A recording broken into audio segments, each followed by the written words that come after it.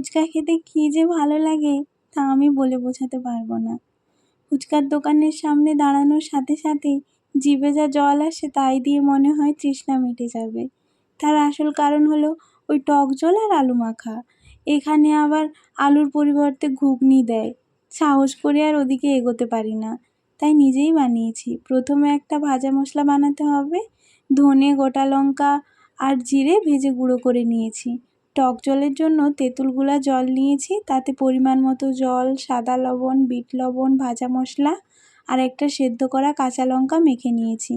এইবার ধনেপাতা আর লেবুর ফেলে দিলেই তৈরি টক জল। আলু মাখার জন্য সেদ্ধ আলুর ছালটা তুলে ভালো করে মেখে বিট লবণ, ভাজা মশলা, সাদা লবণ, কাঁচা লঙ্কা সেদ্ধ আর অল্প টক জল দিয়ে মেখে নিয়ে পেঁয়াজ কুচি, ধনেপাতা কুচি, ছোলা দিয়ে আবারও ভালো করে মেখে নিলেই তৈরি ফুচকার আলু মাখা।